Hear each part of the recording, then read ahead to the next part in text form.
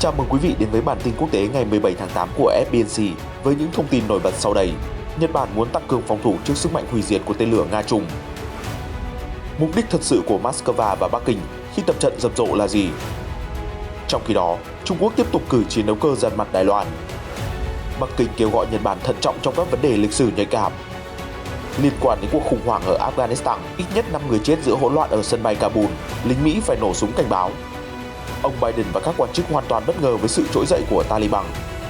Và đây là lý do vì sao Trung Quốc hại nhiều hơn lợi do bất ổn ở Afghanistan. Tất cả sẽ được cập nhật ngay sau đây trong bản tin ngày 17 tháng 8 của FBNC.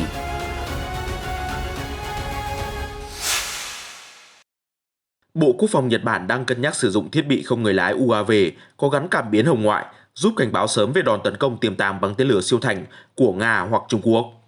Theo báo Sankei, Bộ Quốc phòng Nhật Bản vào đầu tháng 8 đã yêu cầu gấp rút tăng cường khả năng chống trả với các loại vũ khí siêu thành. Tờ báo Nhật chỉ rõ mối lo ngại từ tên lửa Đông Phong 17 của Trung Quốc và tên lửa Avangard của Nga. Đông Phong 17 sử dụng tên lửa đạn đạo để phóng ra thiết bị lưới siêu thành DFZF đạt tới tốc độ gấp 5 lần âm thanh và có thể điều chỉnh quỹ đạo trong không trung để tấn công mục tiêu. Avangard của Nga cũng sử dụng phương pháp tương tự. Tuy nhiên, nó được phóng từ silo cố định, trong khi Đông Phong 17 có thể bắn ra từ một bệ phóng di động. Avangard có thể mang theo cả đầu đạn thông thường và đầu đạn hạt nhân. Đông Phong 17 được cho là có khả năng tương tự. Và hai loại tên lửa này của Nga-Trung đều đủ sức vươn tới các mục tiêu ở Nhật Bản. Để cảnh báo sớm các đòn tấn công tên lửa từ Moscow hay Bắc Kinh, Tokyo mong muốn sử dụng một mạng lưới cảnh báo sớm bằng UAV. Đặc biệt, chúng được trang bị cảm biến hồng ngoại bí mật của Nhật Bản đã phát triển thành công vào năm 2019. Thiết bị hồng ngoại này rất nhỏ gọn, gắn vào UAV và di chuyển áp tới không phận của kẻ địch. Chúng còn có thể ở không trung suốt thời gian dài. Nhờ hai ưu điểm này, hệ thống UAV của Nhật Bản có thể gửi dữ liệu nhanh và chính xác hơn đến các lực lượng trên mặt đất. Từ đó, Tokyo kỳ vọng có thể đánh chặn được đòn tấn công của tên lửa Nga-Trung. Trong tuần trước, 10.000 binh sĩ Trung Quốc và Nga đã tiến hành cuộc tập trận Zapad 2021 tại khu tự trị dân tộc Hồi Ninh Hạ. Theo báo South China Morning Post, mức độ gắn kết giữa binh lính Nga-Trung trong cuộc diễn tập có thể sánh với khối liên minh quân sự NATO của phương Tây. Lần đầu tiên, quân đội hai nước đặt chung dưới một bộ chỉ huy và một hệ thống kiểm soát. Binh sĩ Nga đã gia nhập vào hàng ngũ của quân đội Trung Quốc và tác chiến theo kế hoạch của PLA.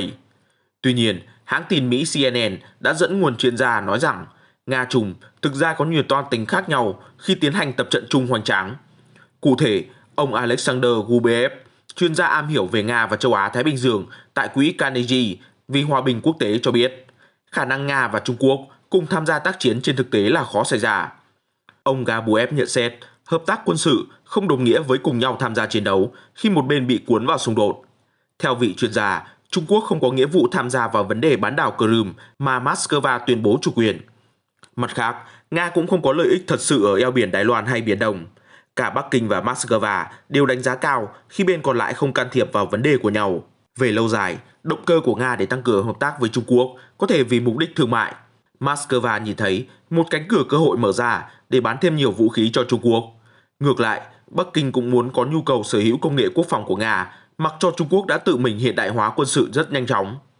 Hơn nữa, Trung Quốc muốn học hỏi kinh nghiệm tác chiến trên thực tế từ Nga, bởi vì quân đội Nga đã tích lũy bản lĩnh và kinh nghiệm chiến trường ở Syria hay bán đảo Crimea trong các năm gần đây. Trong khi đó, Trung Quốc suốt hơn 40 năm qua không có nhiều kinh nghiệm chiến đấu trên thực tế. Trung Quốc tiếp tục cử chiến cơ xâm phạm vùng nhận dạng phòng không ADIZ của Đài Loan vào trưa ngày 15 tháng 8, đánh dấu lần áp sát thứ tư trong tháng này. Máy bay của Trung Quốc là một chiếc săn ngần thiểm Tây I-8. Đài Loan đã theo dấu nó và thực hiện các biện pháp sẵn sàng ứng phó như thường lệ. Trong tháng 8, không quân Trung Quốc đã gửi chiến đấu cơ tiếp tục răn đe hòn đảo tự trị vào ngày 8, 11, 12 và 15. Hầu hết là máy bay cánh quạt chậm I-8 với các biến thể săn ngầm, trinh sát và tác chiến điện tử. Tuy nhiên, ngày 12 tháng 8, bên cạnh 3 chiếc I-8 thì có 4 chiếc tiêm kích tấn công thẩm dương J-16 cũng được phía Đài Loan phát hiện đang rình rập quanh hòn đảo. Đài Loan vào giữa tháng 9 sẽ bắt đầu cuộc tập trận lớn nhất năm mang tên Hán Quang nhằm kiểm tra khả năng chống trả nếu như Trung Quốc phát động tấn công. Động thái này luôn khiến Bắc Kinh nổi giận. Vì vậy, có thể trong thời gian tới, Trung Quốc sẽ tăng cường nhiều hành động răn đe hơn nữa, bao gồm cử máy bay đến răn mặt ở vùng ADIZ của Đài Loan. Philippines vừa có đại diện mới tại Đài Loan là ông Gilberto Lauenco. Quan chức cho biết, ông kỳ vọng mối quan hệ hợp tác giữa hai bên sẽ nhanh chóng được mở rộng sau khi thoát khỏi đại dịch COVID-19. Đại diện Philippines cho biết, hiện có khoảng 3.000 sinh viên từ quốc gia Đông Nam Á du học tại Đài Loan, hầu hết trong ngành cơ khí và ngôn ngữ. Nhiều sinh viên đã đăng ký chương trình vừa học vừa làm trong ngành kỹ thuật cơ khí, thiết kế thời trang và nông nghiệp, giúp học tiết kiệm thời gian và có kinh nghiệm thực tế. Đài Loan và Philippines cũng mong muốn tăng cường hợp tác về y tế, ngăn chặn tội phạm xuyên biên giới, hợp tác về giáo dục và khoa học. Quan chức Lau Enco nói thêm, nhiều dự án khám phá đại dương giữa hai bên đã được lên kế hoạch với quy mô rất lớn, nhưng tạm thời rời lại vì đại dịch COVID-19. Thời gian gần đây, Philippines ngày càng lên tiếng cứng rắn trước việc Trung Quốc tuyên bố yêu sách chủ quyền phi lý. Trong khi đó, căng thẳng quanh eo biển Đài Loan cũng liên tục sục sôi. Hai bên còn có điểm chung là nhận được sự hậu thuẫn to lớn của Mỹ khi Washington đang xoay trục mạnh mẽ về châu Á để kìm hãm sức ảnh hưởng của Bắc Kinh. Phát ngôn viên Bộ Ngoại giao Trung Quốc Hoa Xuân Oánh vào hôm 15 tháng 8 cho biết, Bắc Kinh đề nghị Tokyo thực hiện đúng theo những tuyên bố và cam kết của mình về việc hướng tới hòa bình, không bao giờ trở lại con đường chiến tranh. Trung Quốc cũng nói, Nhật Bản phải đối mặt và tự nhìn nhận lịch sử xâm lược tàn khốc của mình và hành xử thận trọng đối với các vấn đề nhạy cảm, bao gồm các chuyến thăm viếng đền thờ Yasukuni ở thủ đô Tokyo. Phát ngôn của bà Hoa Xuân Ánh đưa ra khi Thủ tướng Nhật Bản Yoshihide Suga vào hôm Chủ nhật đã gửi lễ vật tới đền thờ Yasukuni. Đồng thời, hai Bộ trưởng Quốc phòng và Tái thiết Kinh tế của Nhật Bản cũng đến viếng đền. Đền Yasukuni là nơi thờ những người Nhật Bản tử vong thời chiến, bao gồm 14 lãnh đạo thời chiến, được xếp vào nhóm tội phạm chiến tranh hạng A. Ngôi đền vì vậy trở thành điểm nóng đặc biệt nhạy cảm.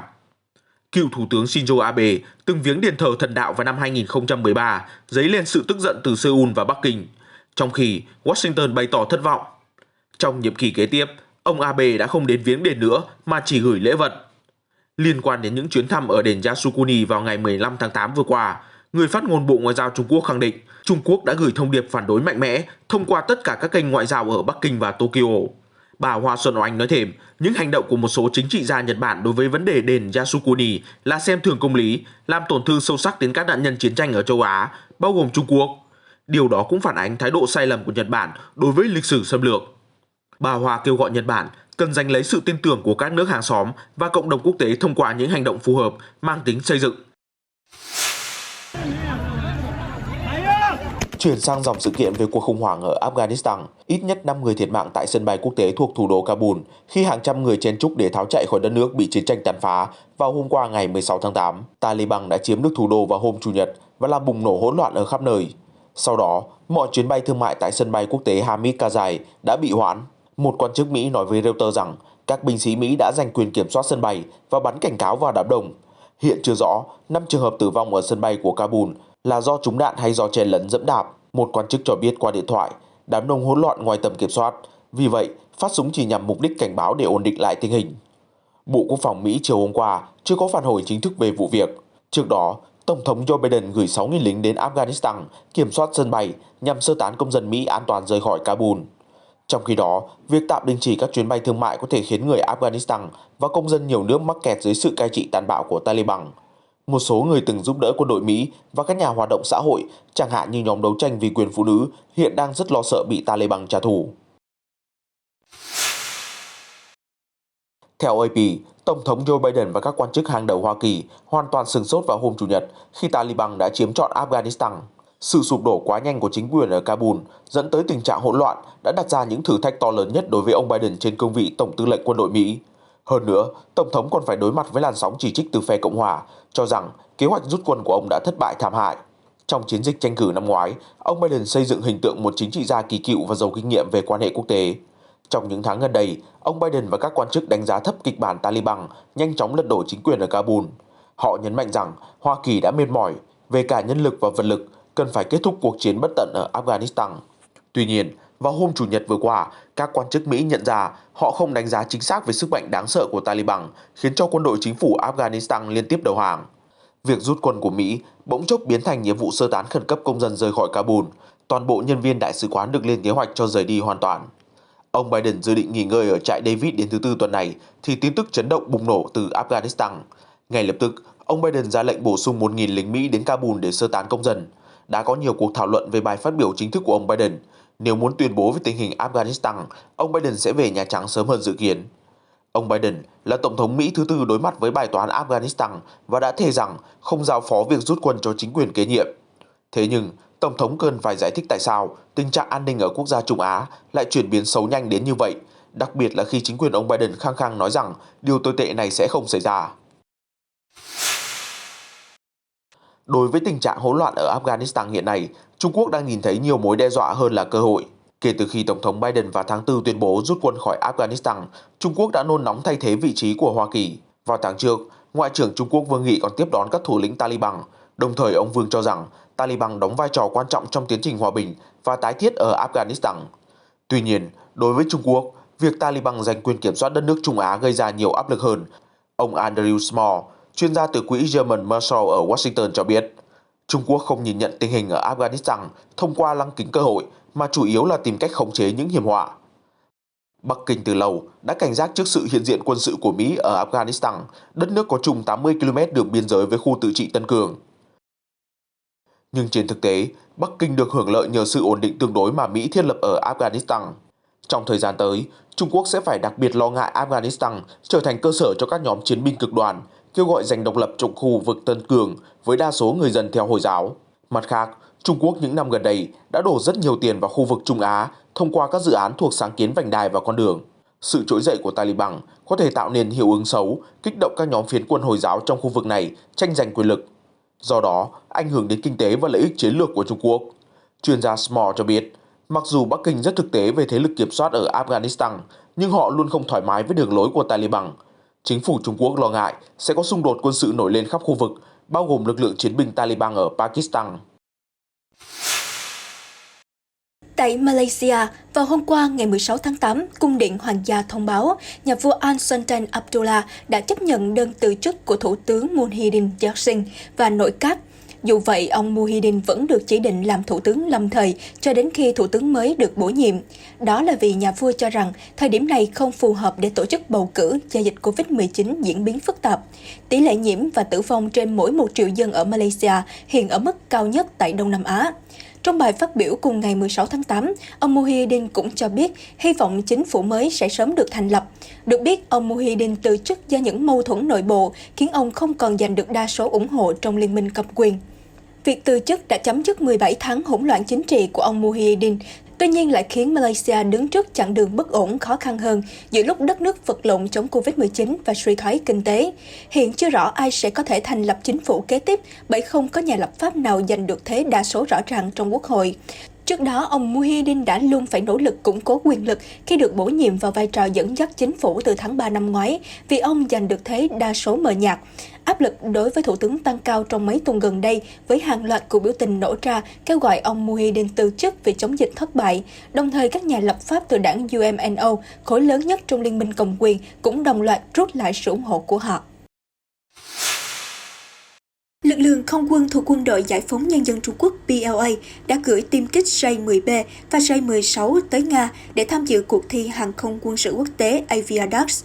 Cuộc thi nằm trong khuôn khổ Thế vận hội quân sự quốc tế 2021 do Bộ Quốc phòng Nga tổ chức. Cụ thể hơn, truyền thông Trung Quốc cho biết PLA đã cử 11 chiến đấu cơ đến Nga, bao gồm máy bay ném bom H-6K, các tiêm kích J-10B, J-16, máy bay vận tải cỡ lớn Y-20 và máy bay vận tải chiến thuật Y-9. Giới quan sát cho rằng máy bay ném bom H-6K, tiêm kích J-10B và tiêm kích J-16 có khả năng sẽ tham gia cuộc thi Aviadox được tổ chức ở vùng Xinjiang. Trong khi đó, máy bay vận tải Y-20 và Y-9 cùng một đội lính dù tinh nhuệ Trung Quốc sẽ tham dự cuộc thi trung đội nhảy dù ở vùng Chelyabinsk. Được biết, Hội thao quân sự quốc tế Army Games là sự kiện đặc biệt kết hợp hoạt động giải trí, huấn luyện quân sự và hợp tác quốc tế về kỹ thuật quân sự. Cuộc thi này được tổ chức nhằm nâng cao hình ảnh Liên bang Nga trên trường quốc tế như một quốc gia cởi mở, sẵn sàng hợp tác với các nước trên thế giới. Năm nay, Hội thao quân sự quốc tế này sẽ kéo dài từ ngày 22 tháng 8 đến ngày 4 tháng 9. Hôm 16 tháng 8, Chủ tịch Trung Quốc Tập Cận Bình đã trao đổi điện mừng với Tổng thống Iran Ebrahim Raisi nhân kỷ niệm 50 năm thiết lập quan hệ ngoại giao hai nước. Trong thông điệp của mình, ông Tập khẳng định kể từ khi thiết lập quan hệ ngoại giao cách đây nửa thế kỷ, tình hữu nghị truyền thống giữa Trung Quốc và Iran đã phát triển ổn định và ngày càng bền chặt theo thời gian. Hai bên đạt được sự tin cậy lẫn nhau và hợp tác cùng có lợi trên nhiều lĩnh vực, đặc biệt là sát cánh cùng nhau chống đại dịch. Ông Tập cho biết ông luôn coi trọng sự phát triển trong mối quan hệ Trung Quốc-Iran và sẵn sàng hội đàm với Tổng thống Raisi để lễ kỷ niệm 50 năm giao kết này sẽ trở thành cơ hội để làm sâu sắc hơn mối quan hệ đối tác chiến lược toàn diện Trung Quốc-Iran, tất cả vì lợi ích của nhân dân hai nước. Đáp lại, ông Raisi khẳng định Iran sẵn sàng cùng Trung Quốc tăng cường trao đổi thông tin và mở rộng hợp tác thiết thực trên nhiều lĩnh vực, không ngừng thắt chặt tình hữu nghị truyền thống giữa hai quốc gia. Đặc phái viên của Mỹ về Triều Tiên Sun Kim dự kiến sẽ đến thăm Seoul vào ngày 21 tháng 8 tới, làm dấy lên những suy đoán về khả năng diễn ra một phiên họp ba bên giữa Seoul, Washington và Moscow. Chuyến thăm Hàn Quốc của ông Kim dự kiến sẽ kéo dài 4 ngày. Trong thời gian này, đặc phái viên về vấn đề hạt nhân của Nga Igor Markulov cũng có thể đến thăm Seoul. Bối cảnh này nâng cao khả năng có một phiên họp ba bên giữa hai vị quan chức Mỹ-Nga với quan chức Hàn Quốc Novgorod. Chuyến đi của các đặc phái viên Mỹ và Nga diễn ra khi Hàn Quốc và Mỹ bắt đầu các cuộc tập trận chung vào hôm 9 tháng 8, bất chấp việc Bình Nhưỡng cảnh báo rằng các cuộc tập trận sẽ phá vỡ mọi nỗ lực gắn kết mối quan hệ liên triều. Ngay sau đó, Bình Nhưỡng không tiếp tục duy trì liên lạc với Hàn Quốc, bảo mật đường dây nóng.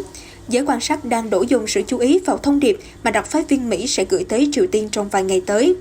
Trước đó, trong chuyến thăm Seoul vào tháng 6, ông Sun Kim đã phát tín hiệu rằng Mỹ sẵn sàng đối thoại với Triều Tiên mọi lúc mọi nơi mà không đưa ra điều kiện trước. Tuy nhiên, Bình Nhưỡng đã ngó lơ mọi lời ngỏ ý ngoại giao từ phía Washington. Sau khi Thủ tướng Canada Justin Trudeau kêu gọi sớm tiến hành bầu cử, đảng Dân Chủ mới NDP đối lập đã lên tiếng cáo buộc ông Trudeau gây ra sự bất bình đẳng trong đại dịch khi người giàu không ngừng gia tăng khối tài sản kết xù trong lúc nhiều người khác bị tổn thương nặng nề. Trước đó, hôm 15 tháng 8, Thủ tướng Trudeau đã yêu cầu giải tán Quốc hội và tiến hành cuộc bầu cử sớm vào ngày 20 tháng 9. Ông muốn sớm biết được đánh giá của người dân về khả năng xử lý khủng hoảng COVID-19 của chính phủ và liệu rằng họ có chấp thuận kế hoạch tái thiết đất nước hậu đại dịch từ đảng tự do của ông hay không. Nhà lãnh đạo đảng Dân Chủ mới NDP Jagmeet Singh ngay sau đó đã cáo buộc chính phủ của ông Trudeau gây ra tình trạng bất bình đẳng trong xã hội Canada trong đại dịch. Ông Singh viện dẫn những người cực giàu ở xứ sở lá phong ngày càng giàu hơn trong đại dịch. Các tỷ phú đã gia tăng tài sản của mình thêm 75 tỷ đô la và con số vẫn chưa dừng lại ở đó. Ngoài ra, các tập đoàn lớn như Amazon thu về lợi nhuận khổng lồ nhưng bị cho là hầu như không đóng thuế ở Canada. Ông Singh khẳng định chính phủ tự do của ông Trudeau đã tạo điều kiện cho sự bất công này. Trong khi đó, Thủ tướng Trudeau lại đang kỳ vọng những nỗ lực của chính phủ trong việc đẩy mạnh tốc độ tiêm chủng. Tỷ lệ tiêm phòng COVID-19 đạt 71% dân số và sự phục hồi kinh tế sau đại dịch sẽ giúp ông củng cố quyền lực và được người dân tín nhiệm. Các cuộc thăm dò gần đây cũng cho thấy đảng Tự do có khả năng cao sẽ thắng cử lần thứ 3 liên tiếp. Legal Marketing đã công bố khảo sát cho thấy đảng do Thủ tướng Trudeau đứng đầu có thể giành được 35% số phiếu bầu so với 30% của đảng bảo thủ đối lập và 19% dành cho đảng Dân Chủ mới thiên tả. Câu chuyện về nỗ lực giải cứu thú cưng bị bỏ rơi trong đại dịch COVID-19 ở Indonesia đang khiến nhiều người cảm động. Chẳng hạn như chú chó Pitbull Gladys này đã ở trong nhà suốt 2 ngày mà không có thức ăn trước khi được nhóm tình nguyện viên tìm thấy và giải cứu. Gladys chỉ là một trong hàng loạt động vật ở Indonesia đang rơi vào tình cảnh bơ vơ, đói khát khi chủ của chúng không may mắc COVID-19 và phải nhập viện hoặc đi cách ly. Chương trình ID19 do nhóm người yêu động vật phát động đã trở thành phao cứu sinh cho những con vật đáng thương này. Trong lúc chủ đi vắng, chúng sẽ được các tình nguyện viên đem về, kiểm tra sức khỏe và chuyển đến trung tâm chăm sóc động vật. Có hơn 200 thú cưng đang được chăm sóc ở địa điểm này. Anthony Hadarutona, người sáng lập chương trình ID19 cho biết trung tâm mất khoảng 120 triệu rupiah, tương đương với 8.341 đô la Mỹ mỗi tháng để duy trì hoạt động mà không nhận tài trợ hoặc chi phí thanh toán từ các chủ nhân. Anh đang tự làm thức ăn và may quần áo dành cho chó mèo để gây quỹ chăm sóc cho các động vật tội nghiệp. Thú nuôi sẽ được trả lại cho chủ nhân sau khi họ bình phục từ Covid-19. Buồn nhất là khi tôi nhận tin những người chủ đã qua đời, điều đó có nghĩa các thú cưng sẽ không thể quay về nhà, anh Donny bày tỏ. Một con voi ma mút đã sống và chết cách đây 17.000 năm, thế nhưng các nhà khoa học vẫn có thể dựa vào phân tích đồng vị để biết được khái quát những gì diễn ra trong suốt 28 năm cuộc đời của cá thể này. Theo đó, đối tượng nghiên cứu là một con voi ma mút đực. Trong suốt vòng đời, nó đã di chuyển nhiều đến mức tổng khoảng cách dài bằng 2 vòng trái đất. Nghiên cứu được công bố hôm 12 tháng 8 trên tạp chí Science cho biết voi ma-mút trong thời thơ ấu và thiếu niên sống chung với bầy đàn, nhưng cuối cùng chết đói trong sự cô độc ở dãy núi thuộc vùng cực Bắc Alaska của Mỹ ngày nay. Ông Matthew Waller từ Đại học Alaska tại Fairbanks, đồng tác giả nghiên cứu cho biết, công trình nghiên cứu này là cần thiết bởi nó cung cấp những mảnh ghép trong bức tranh hoàn chỉnh về loài ma-mút, giúp chúng ta tìm hiểu tại sao ma-mút và các loài thú lớn khác lại tuyệt chủng vào cuối kỷ băng hà. Nhóm nghiên cứu đã mổ xẻ ngà voi hóa thạch và thu thập 400.000 điểm dữ liệu. Do ngà voi liên tục phát triển suốt vòng đời của con vật nên có thể cung cấp thông tin về cách nó sinh trưởng cũng như cái chết. Những lớp thông tin này xếp chồng lên nhau cũng giống như nhiều lớp kem trên cây kem ốc quế. Để thuận tiện cho nghiên cứu, các nhà khoa học đã đặt tên cho con voi là Cake, dựa trên nơi hóa thạch được tìm thấy là sông Cake ở vùng hạ Yukon của Alaska ngày nay. Voi Cake sống cùng với bầy đàn ở khu vực thảo nguyên rộng lớn. Đến năm 15 hay 16 tuổi, nó di chuyển nhiều đến những khu vực cao hơn và xa hơn về phía Bắc. Đó dường như cũng là lúc con voi rời khỏi bầy đàn, giống với tập tính của loài voi ngày nay, khi các con đực thường xây dựng bầy riêng của chúng ở độ tuổi nhất định. Trong những năm tiếp theo, con voi di chuyển theo tuyến đường của tuần lộc thời cổ đại. Cuối cùng nó đến vùng Bắc Cực và chết đói ở đó. Khoảng 17.000 năm sau, hóa thạch của voi ma-mút được tìm thấy vào năm 2010. Theo phân tích ngà voi, cá thể này đã chịu đựng sự thiếu dinh dưỡng nghiêm trọng vào những năm cuối đời. Nghiên cứu gần đây không chỉ nhằm phục vụ trí tò mò đơn thuần về các sinh vật kỷ băng hà, mà nó còn cho thấy cách các loài vật đã cố gắng thích nghi ra sao với môi trường biến đổi ở vùng Bắc Cực. Ngày nay, khí hậu và điều kiện sống ở Bắc Cực cũng đang thay đổi rất nhanh chóng, buộc các loài vật phải di chuyển nhanh hơn và xa hơn để tiếp tục sinh tồn. Dù vậy, sự sống của chúng vẫn bị đe dọa nghiêm trọng nếu môi trường vẫn thay đổi khắc nghiệt như xu hướng hiện nay. Thông tin vừa rồi đã khép lại bản tin quốc tế hôm nay. Cảm ơn quý khán giả đã theo dõi. FBNC sẽ tiếp tục cập nhật những thông tin mới và nóng nhất xoay quanh các diễn biến xảy ra trên toàn cầu. Hãy bấm theo dõi FBNC ngày hôm nay để luôn đồng hành cùng chúng tôi trong các bản tin tiếp theo. Xin chào và hẹn gặp lại!